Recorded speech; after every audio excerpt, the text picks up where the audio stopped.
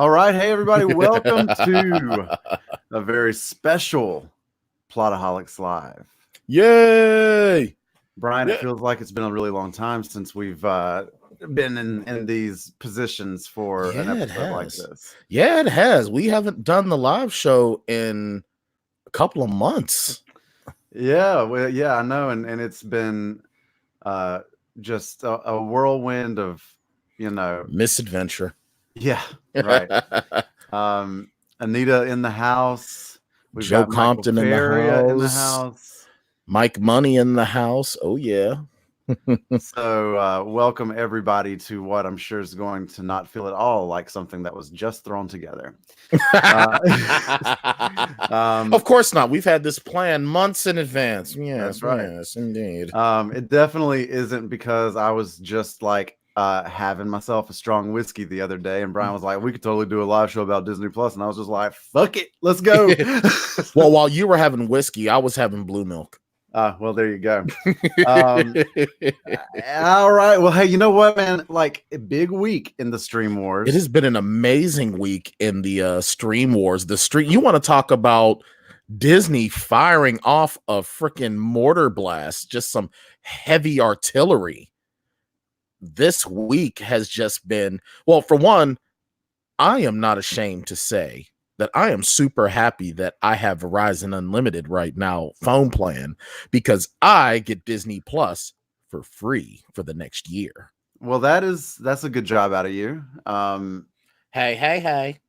Now, it was announced pretty early in the week that Disney was already had already eclipsed the 10 million subscribers mark, which was a pretty big deal this early in the game.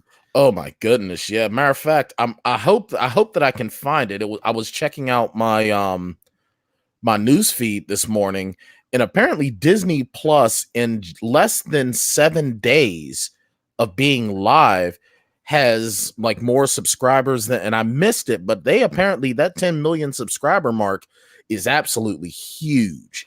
It puts them roughly in, if I'm not wrong, 4th place. Yeah, because Netflix is number 1, correct? Yeah, Netflix is number 1. They're somewhere around 127 million worldwide. Now, Disney only launched in 3 countries. Yeah, US, Canada, and the Netherlands. That's right. 3. Yeah, so 10 million out of 3 countries in a week is not bad. That is insane. Netflix has been around. God, do you even know what year it launched? Netflix first became a thing back in like 2003. I think it was early 2000s. Yeah. And then it started streaming in like 2009. Mm-hmm. So Netflix has had 10 years to get to this point. Disney Plus now Disney Plus has subscribers. If we just go from the US, if that 10 million was just in the US, you figure US has about what 300 million people. So it's almost at like 10% of the entire US if it was all from the US, but US, Canada, and the Netherlands, that's a huge deal. And it's only going to grow. It's only going to grow. I'm not sure about some of that math, but math has never been my strong suit. Yeah, I don't think 10 million is 10% of 300 million. I said almost 10%. I think it's like a third of 10%. I think it's close. I think it's 3%. You know what? It's close. It's freaking close. You know what? It's closer than the Bryan Tan streaming service. That's for sure. Yeah. Well, yes, you're right, because Bryan Tan streaming service at the Plotaholics is currently reaching 4 people. Damn right. So, but we're happy that everybody's here to be a part of this. Now, Brian, we both have Disney Plus. Yes, we do. And I'm pumped. Yeah, everyone's pumped. Let's dig in a little bit with the offerings that Disney Plus has unveiled in its first week. Okay. And I'm actually going to pull up my watch list on my phone as well, just so I can add to this. So week 1, we've already gotten 2 episodes of The Mandalorian. Yes. We've got the original trilogy of Star Wars, the sequel trilogy, aka the prequel trilogy. And then we've got Force Awakens, Last Jedi still on Netflix. And what else do we have? Hold on, let me pull up. We have Solo and Captain Rogue Marvel. One. Well, yeah, Solo and Rogue One One. are on there. Matter of fact, what else was it? Is Rebels on there? I missed that. Yeah, all of the animated series are on there. All right, yeah. Matter of fact, so I just pulled it up on my phone, and right now my phone is trying to force me to stream The Mandalorian. so we have the original trilogy, the original Holy Trilogy, the prequel trilogy, Force Awakens, Rogue One, Solo, Clone Wars, Rebels, the Lego Star Wars, like all these Lego Star Wars specials. I mean, it's unreal, like just how much we've got as far as Star Wars related content. And pretty soon, whenever the contract runs up with Netflix, then Last Jedi will be there. And then once Rise of Skywalker finishes its theatrical run, where do you think it's going to go?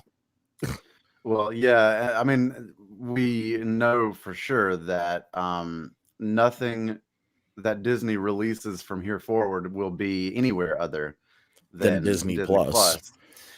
So the catalog will only continue to grow. So, all right, I don't want to get like too far into the like Disney Plus content rabbit hole, but yeah, because there's way too much crap. There's just too much. So we've both watched The Mandalorian. I haven't seen episode 2 yet, but I watched the premiere, and I watched Lady and the Tramp, and the new movie remake. Yeah, the remake. We started watching that last night.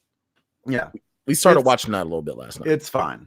I like it. I do like it.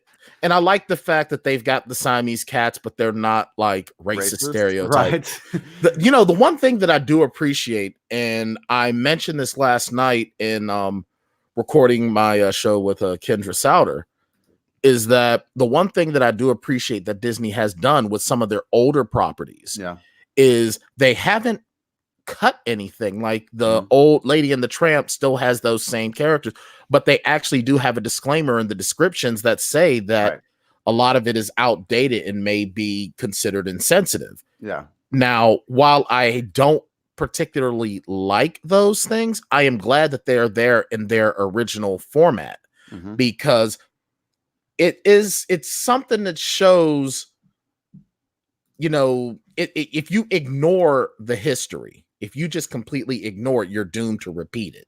Right.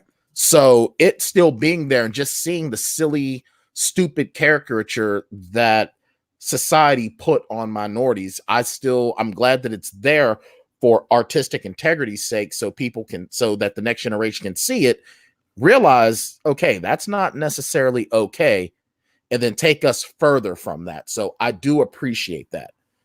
Even with the crows and Dumbo, I hate Dumbo. I've always hated Dumbo. I hate those damn crows, but you know what? I'm glad they're there because it is part of our history. Yeah. Now, there is some controversy. Ooh, that's my favorite. Let's see. I'm trying to find a good source here for it because I know one of the other things that you were excited about being on Disney Plus was The Simpsons. Yeah, that was the first thing I put on was The Simpsons. And as I'm already on season 2. Actually. Yeah, well, as you probably noticed, they changed the aspect ratio. Yeah. So that people are quibbling with that. Also, there's some controversy that that they've edited out or excluded the Michael Jackson episode of The Simpsons. I haven't gotten to that point yet. If that's the case, that's very upsetting. Right. Now, that's in season. Is that in season 2 or season 3? I know it's an early season. It's an early episode. Yeah, let's see if I can track that down. Yeah, because that's the episode where Homer goes to the mental institution. Yeah, let's see. So this courtesy of fastcompany.com. Let me pull this up for you here.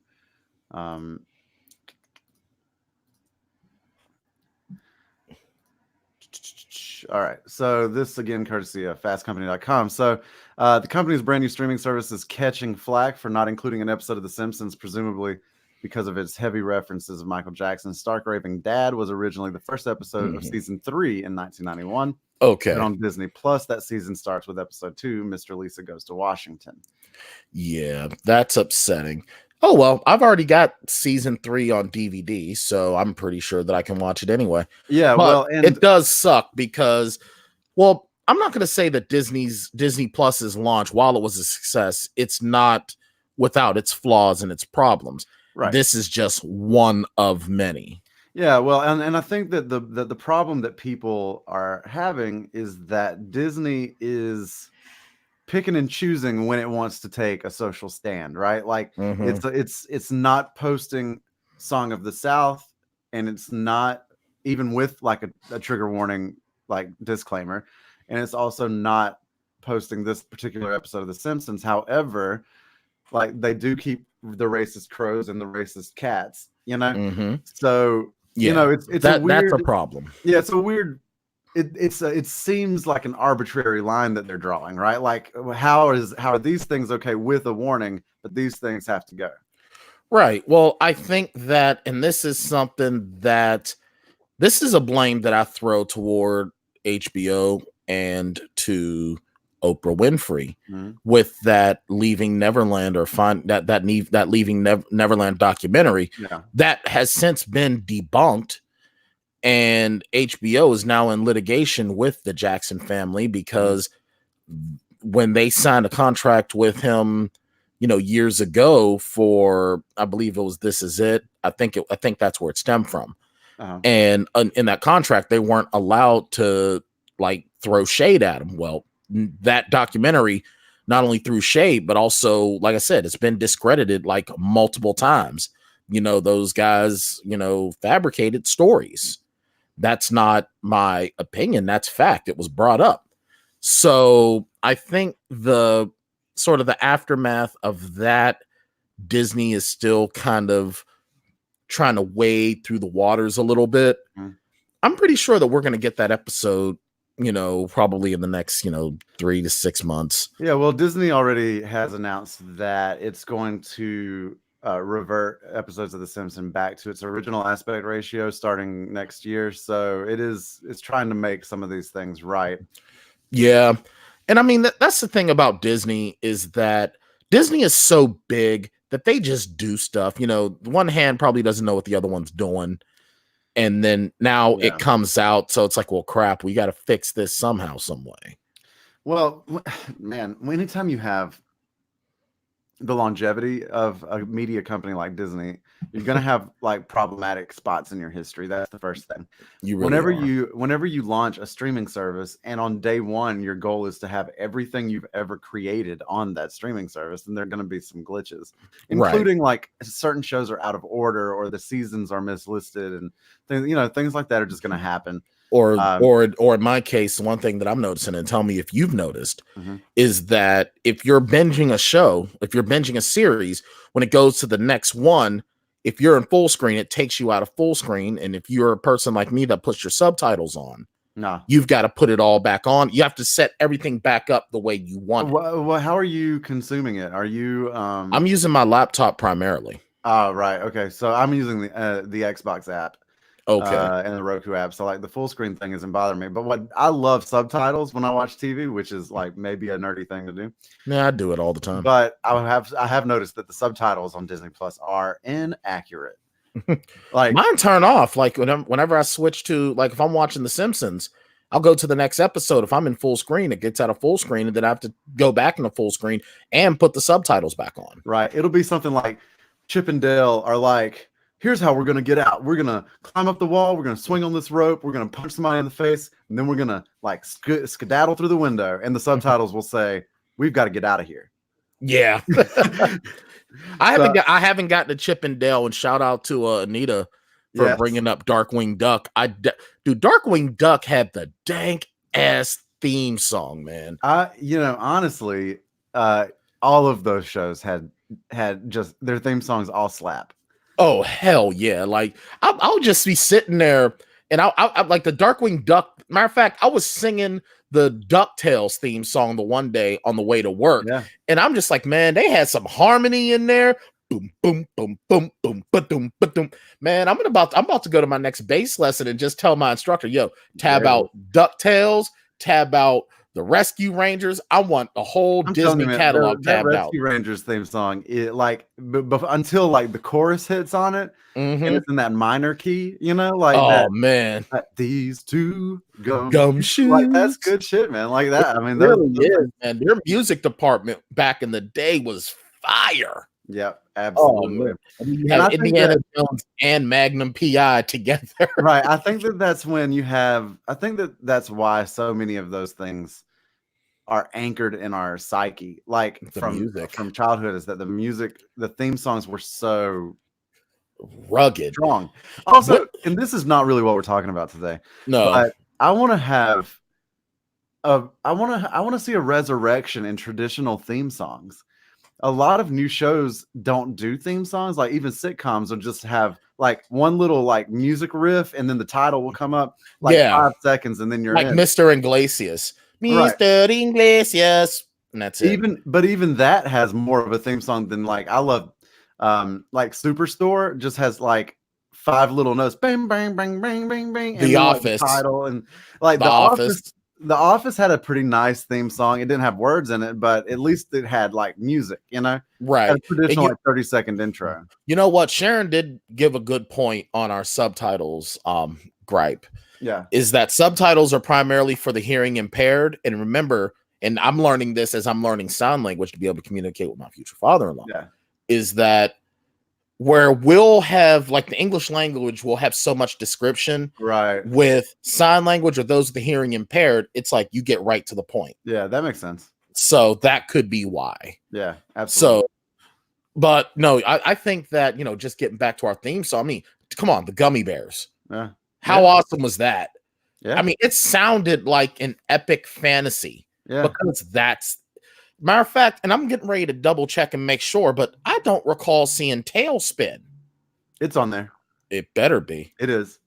Because that was another one, another oh banger. My goodness. Like those Disney afternoons. Okay, man, there it is. There it is. Tailspin. All right, I was getting upset. I'm like, where the hell is Tailspin? When you could go like Tailspin, Chippendale, Darkwing Duck in an afternoon. Mm-hmm. Did with DuckTales DuckTales any better than that? That 2-hour chunk in the afternoon was awesome. Oh yeah. The only thing I wish, and I really, you know what, I'm almost wishing Disney would like buy Thundercats and freaking Silverhawks so we could get them in there too, because I'm like, as much as I love the Disney music, come on, Thundercats has like the best intro song. Yeah, it was a good one. I loved Thundercats as well. And you got the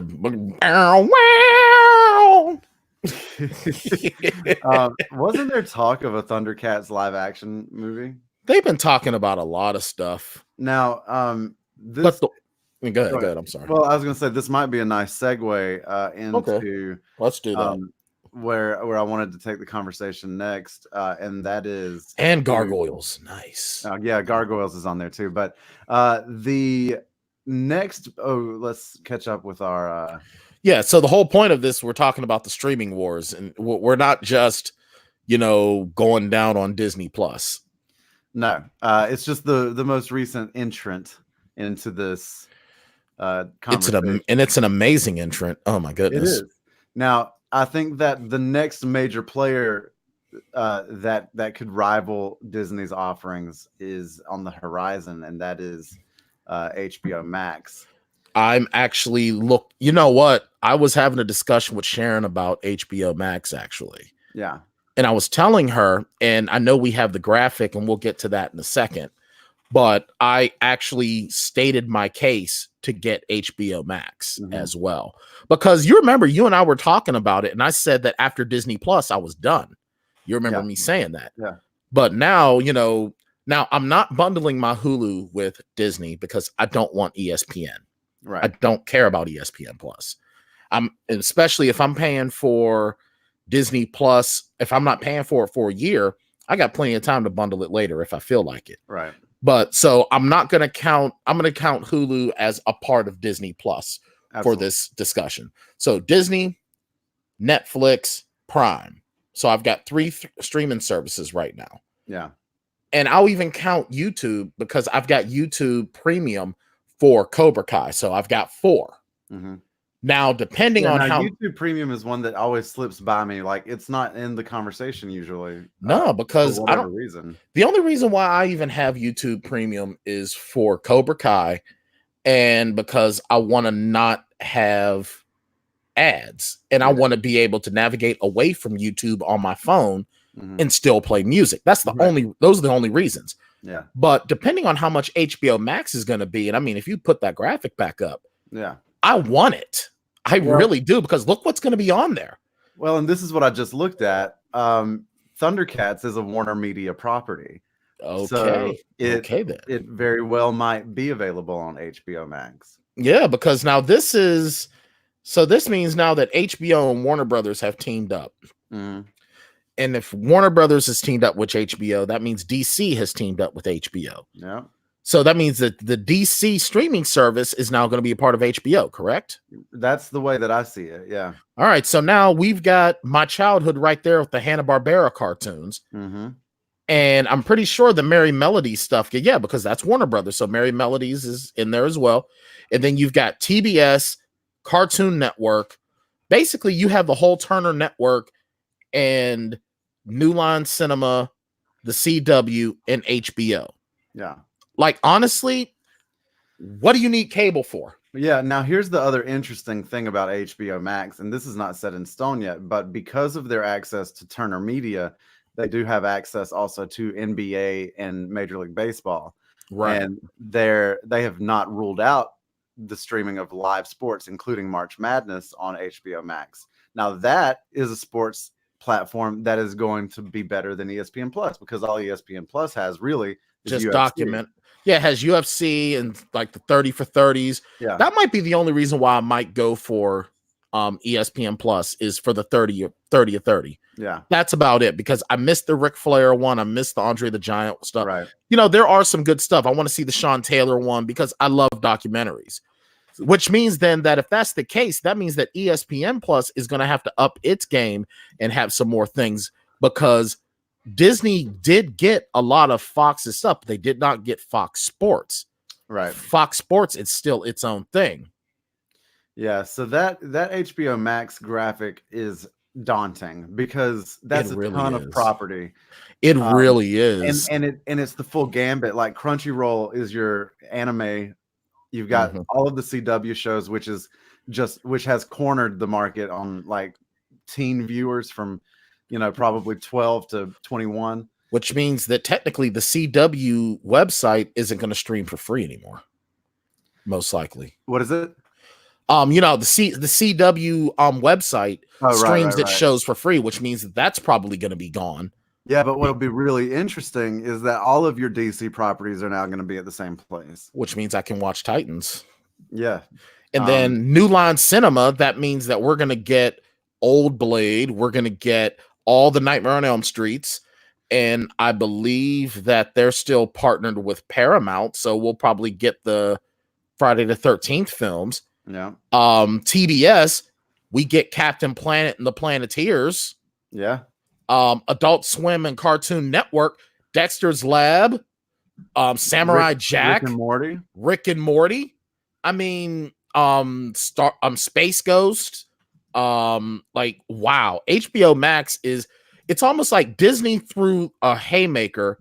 HBO Max is the counterpunch. Well, Netflix, and what's interesting is that HBO Max has watched this rollout, and they're watching like how things have gone, and they'll probably learn a lot from the rollout of Disney Plus. Oh, absolutely. And one thing that I really think that they might do is that they might look at this Disney, the price, the price that they're putting on there, and they're going to try to get as close to that as possible. I think either they're going to try to get as close to that as possible, or they're going to make whatever price tag they have worth it. Disney, I think that their price model is a great idea, and it's going to bring in tons of people. And the cool thing is that Disney owns so much stuff and they make so much money that they can have that low price point. Yeah. So that's the one thing I think that Disney is going to have a leg up on everyone. Yeah, well, is that they can have it dirt cheap. let's talk a little bit about those price points. This again excludes YouTube Prime or Premium or whatever it is. YouTube Prime. Who cares? But the rest of them are here. Yep. We got Amazon Prime. And what's up? Walk us through. Yeah, you can go ahead and walk us through. Yeah. All right. So we got Amazon Prime Video, $9 a month, or you have your Amazon Prime subscription, which is basically about the same, and then whatever you add to it. So I added Shudder on mine to watch Creep Show, and so when we were doing our Halloween special, right? And I actually watched Train to Busan, and that's actually a great flick. But Apple Plus TV, which is $5 a month or $50 a year. CBS All Access, which is $6 a month with ads, and $10 a month with no ads, which is pretty cool. But now CBS is that's CBS's own thing. CBS isn't gonna be included in none of these other ones.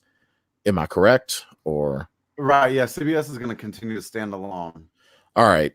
Then you get Disney Plus, $7 a month or $70 a year, which is still an amazing price.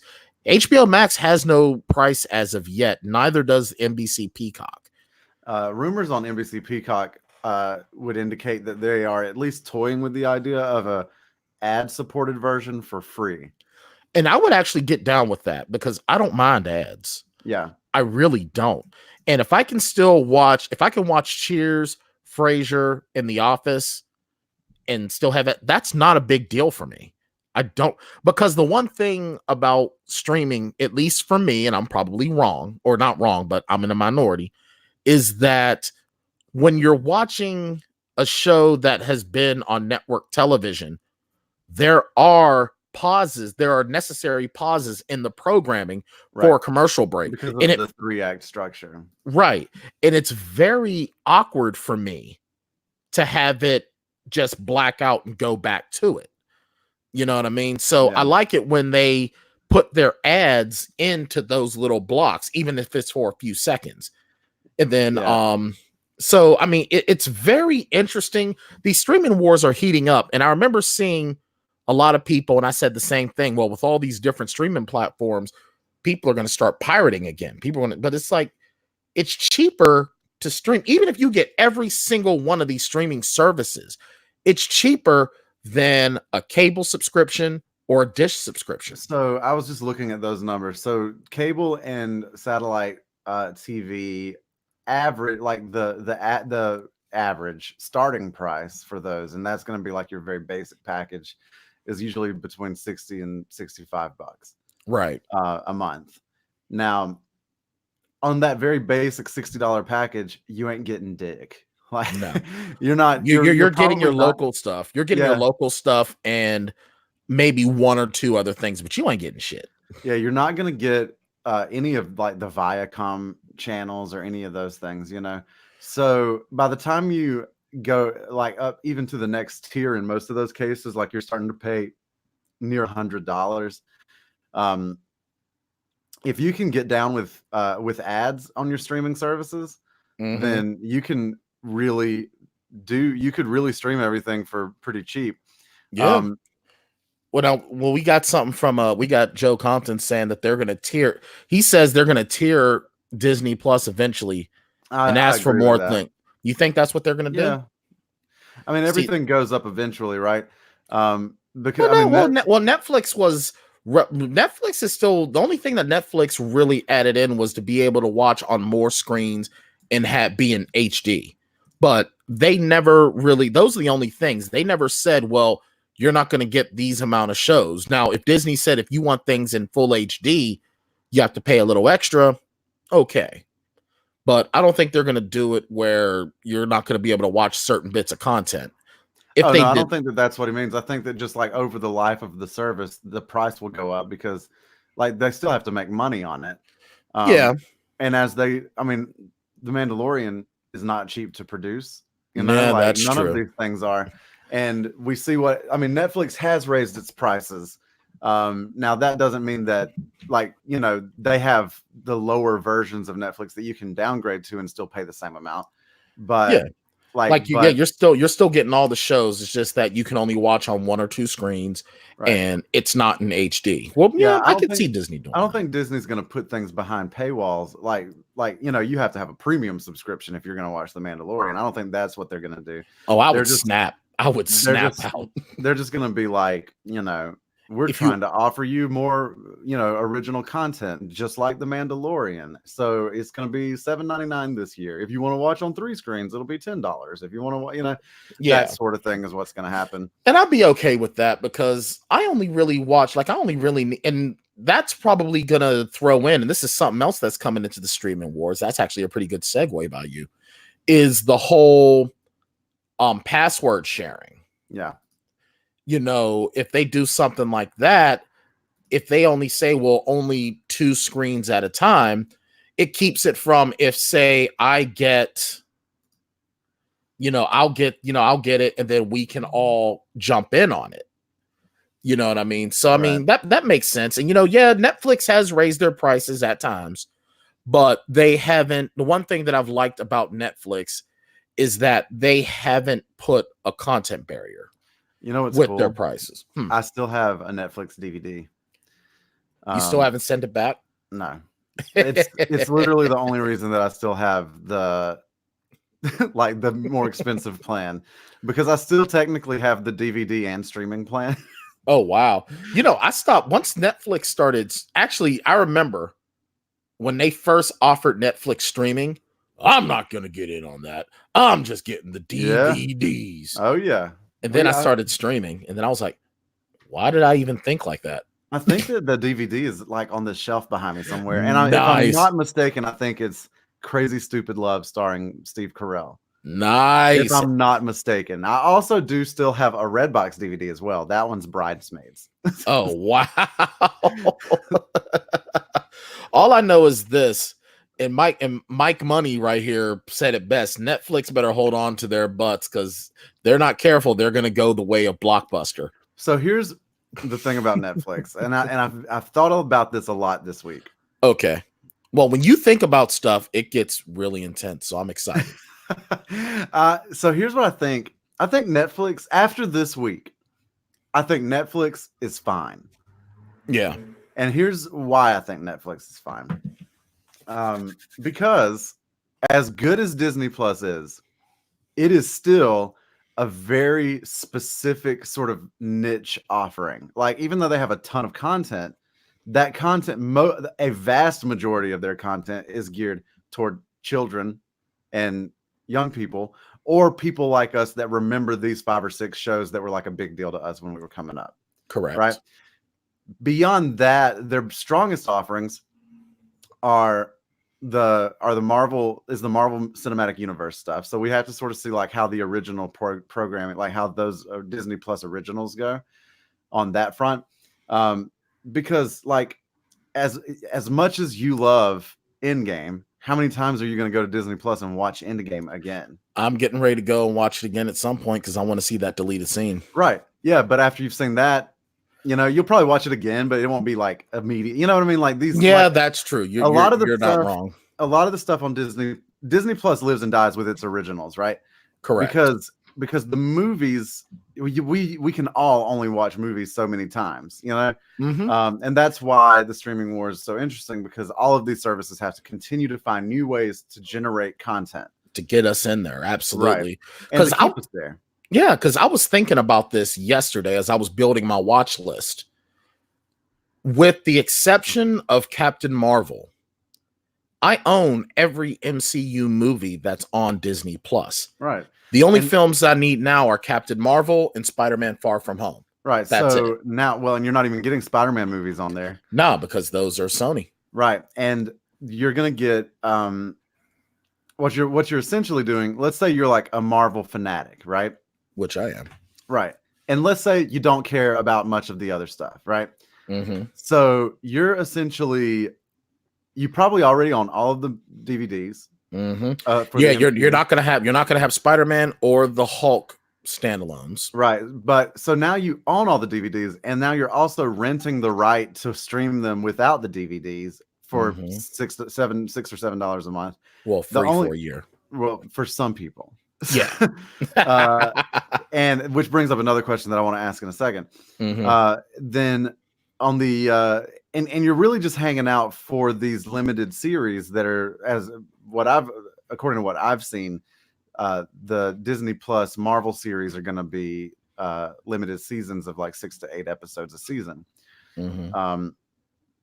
So there's all of that now. Yeah, because I don't see us getting like 4 seasons of Winter Soldier and Falcon. I don't see that. I don't see us getting like 3 seasons of like WandaVision and blah, because these shows are supposed to lead us into the next movies. Right. Joe makes a good point that Netflix makes a lot of money off of reality TV shows, which is very cheap to produce. They're extremely cheap to produce. They're cheesier than most other content, but the thing is, people watch them because they want to see these train wrecks. Yeah. You know, why do people watch Keeping Up with the Kardashians? Because that's a family of train wrecks. Well, and that's not a Netflix show. And a lot of it's not. A lot of the top streamed shows on Netflix are not Netflix originals. A lot of the Netflix originals that are the top streamed would include a lot of their reality shows like Nailed It and things like that. Yeah. But beyond that, like you do have the other thing is that Netflix is going at some point they're going to have to they're going to have to throw a heavy they're going to have to invest hook. They're going to have to invest in a show for longer than 3 seasons. Right. A show that's not Stranger Things, because that's a niche audience show. People like Sharon hate anything. If they even think something is horror, they're not going to watch. You're going to have to invest in some niche programming for more than 3 seasons, as you said. And Stranger Things is about to go into its 4th, but that's the last one. Yeah. So they've only done 3 or 4 years. You got to start looking at these things long term, which is what networks have done. They keep running TV shows as long as there's an audience. Right. There's a reason why HBO Max has broken the bank to acquire the streaming rights to some significant, like, so a lot of these shows have big audiences. Absolutely. I would go to HBO Max for Doctor Who. You remember when they announced that Doctor Who was leaving Prime, I went on at least a 1 minute long rant on this show. Yep. Because I didn't have a chance to finish Doctor Who, and I got so mad I stopped streaming it. Yeah, the BBC Studios offerings here include the Doctor Who and the forthcoming seasons as well, including the British Office, Luther, and a couple of other things. I was getting ready to say British Office, British version of Shameless too, correct? Maybe. I'm not 100% sure about that.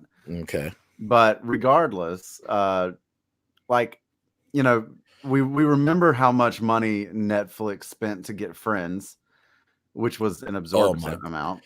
Absolutely. And then now they just announced that Friends is going to be doing a reunion.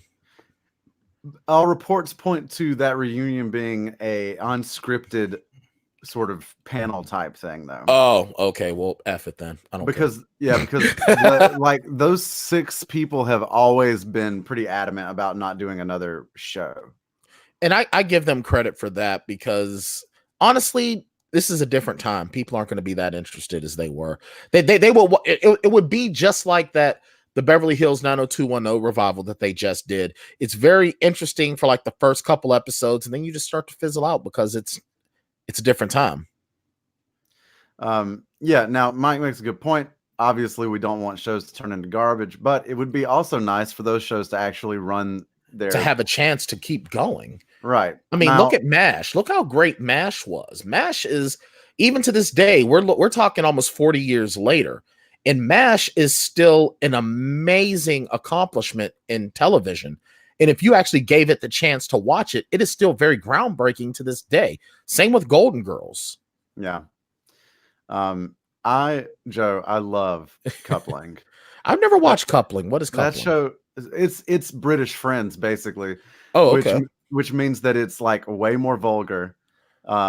And it's excellent. You would love Coupling. It's the last time I watched Coupling, it used to be on Netflix, but I think it's on Hulu if it's anywhere right now. Okay. But you should give it a go. It is. Oh, okay. I'll look it up. You know what?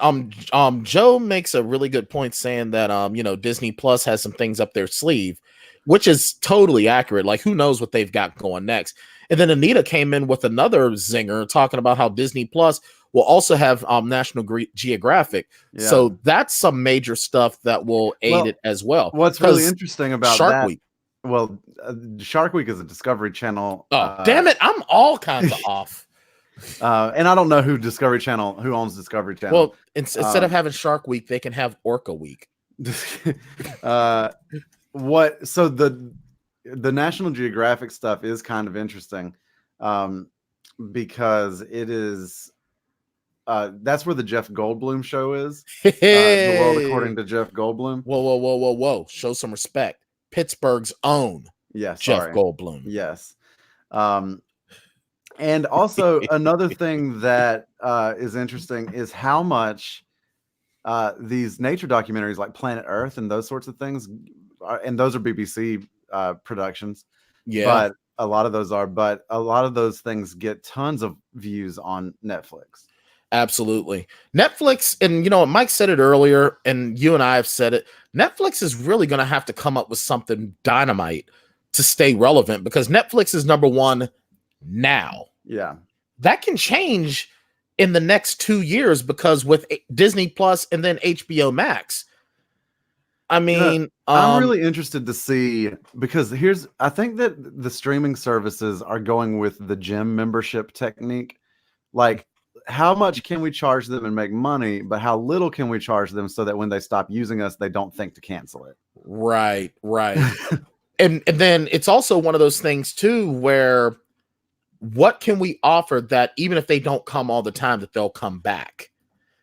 And I think that Disney Plus is doing a great job and they're kind of using what Hulu has done with some of their stuff, is that The Mandalorian, they're not giving it to you all right away, which is nice. Yeah, because I remember one of my favorite shows on Hulu was The Awesomes. You had to keep going back every week to watch the next episode, which I really enjoyed. So I think that's a great idea. And I think that if Disney keeps up with that, with their original content, that'll keep eyes on them, especially if they get into it. Because one of my biggest issues with binge watching a brand new show, and I did it with Luke Cage all the time, as soon as it started, I put my whole weekend toward it, and then that was it. I never watched it again. So I think that is a definitely a great idea. Yeah, it do be that way sometimes. I love it. Do be. I love it. You kind of sound like you probably don't remember the movie, but it was called Living Large with T.C. Carson, where he wanted to be a newscaster.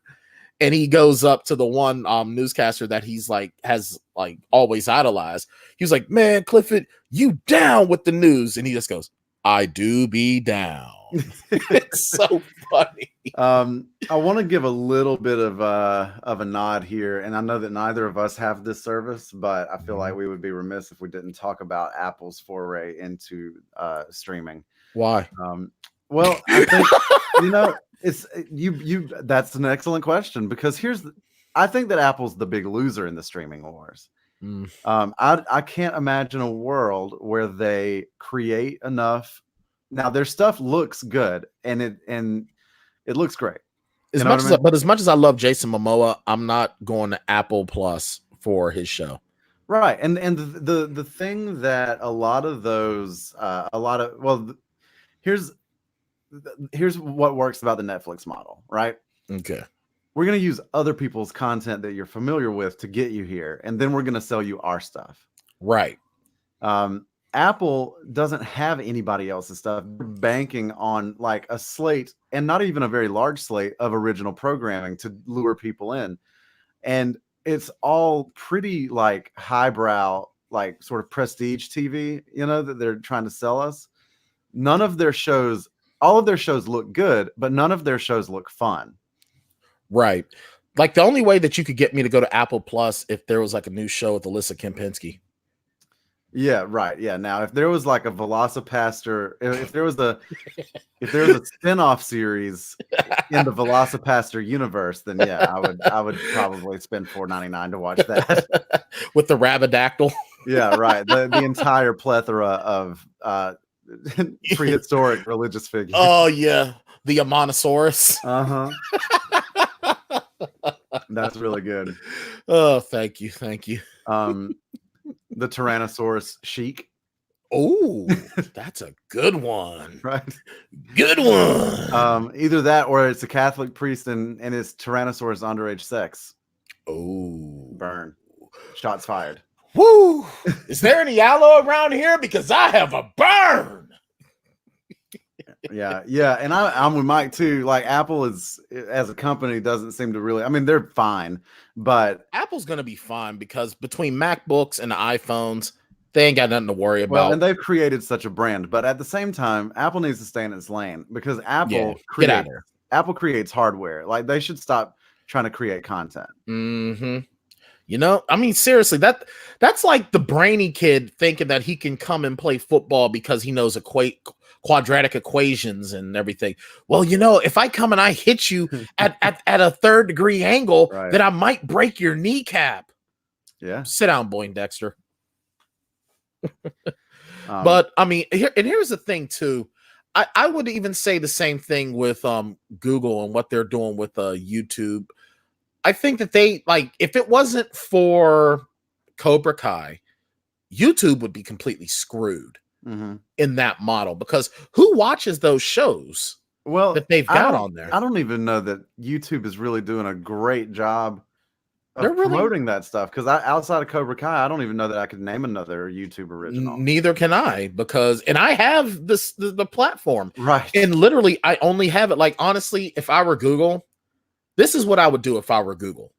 I would actually sell the rights to Cobra Kai to Apple Plus, and then Apple Plus could actually build on that with something, because now you've got something that everyone knows with a crazy loyal fan base.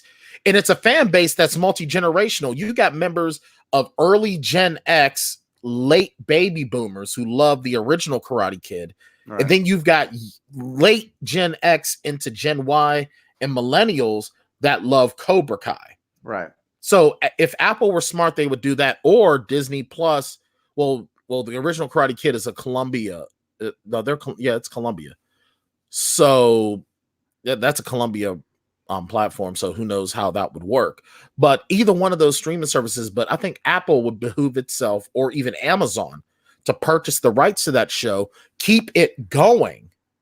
You would need someone like either Amazon or Apple that has the money to put forth to keep producing it at a high quality level, so they can continue to. But then even still, Amazon doesn't need it, because between The Boys, between Angels and Demons, and Jack Ryan, Amazon doesn't really need any. Amazon's doing just fine on its own for content, but it's very middle of the road. Yeah. It's I don't know. I mean, Amazon also has like a really nice business model, and they do.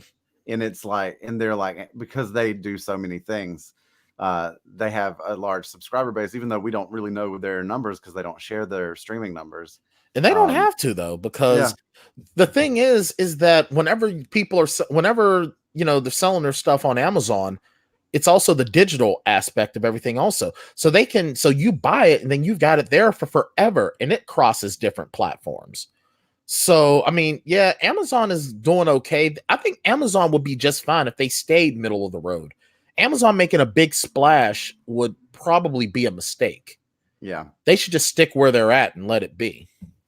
Yeah, because that's another company that's going to be fine. Now, I think Apple, the company, is probably going to be fine, but I feel like I don't know that they really stick this thing out.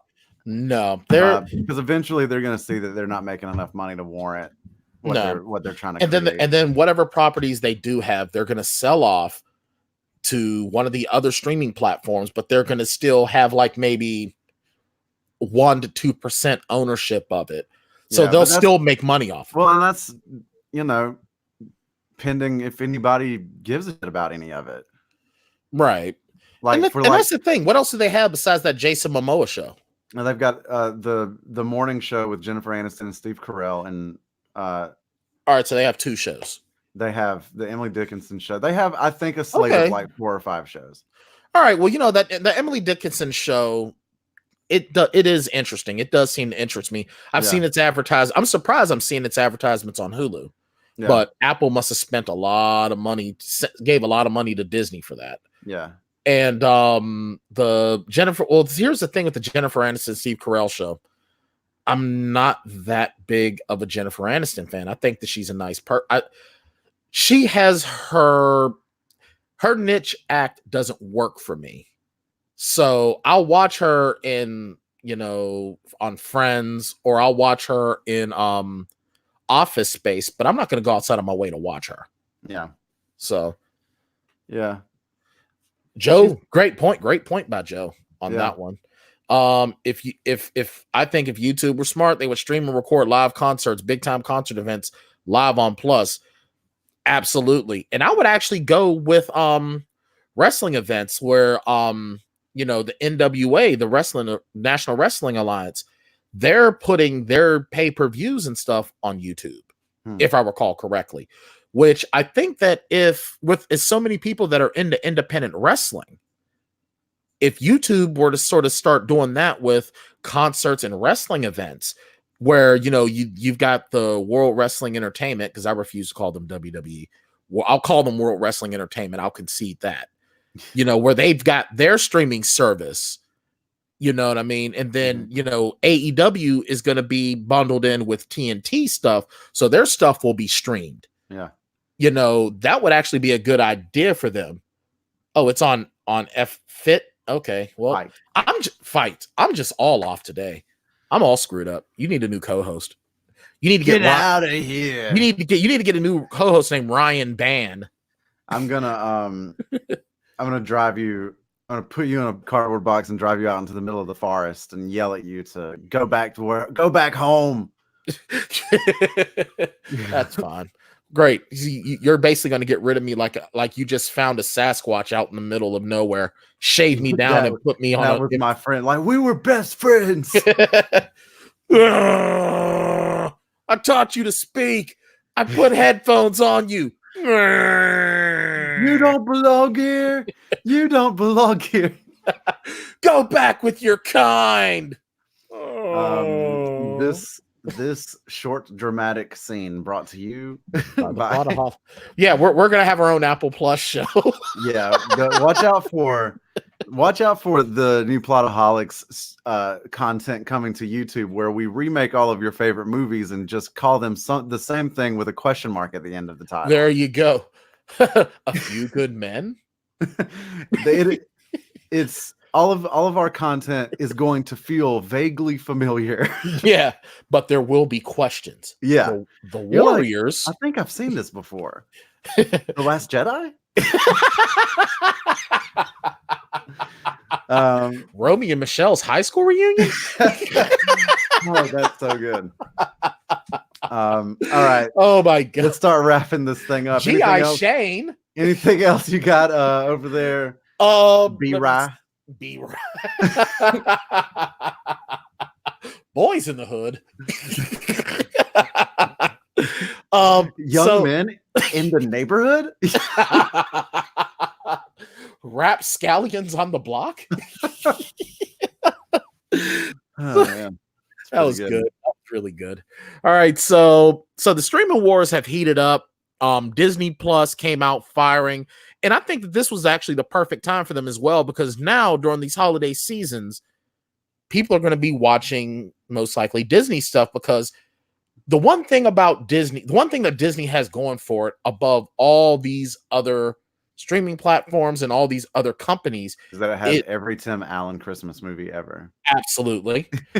And it has but it also has that 90 almost 100-year family aspect. I mean, how many of us can remember, just sitting on the couch with loved ones watching something from Disney? I remember watching Winnie the Pooh as a kid with my mother. I remember watching all that stuff like that.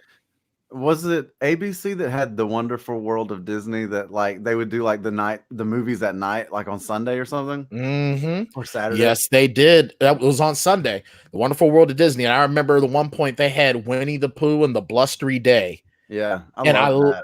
And it had the scariest, because Winnie the Pooh woke up from a nightmare and he had his little pop gun and he was protecting his home from the heffalumps and the woozles. I remember that. That's some good shit, man. and then the blustery day turned into a blustery night, and it turned into a rainy day because they had a flood.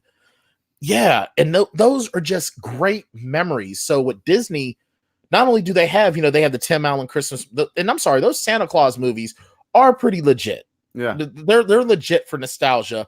well, and that's the thing, is that Disney just sold us all a shit ton of nostalgia for $6. Exactly. So now you can be sitting around, Thanksgiving.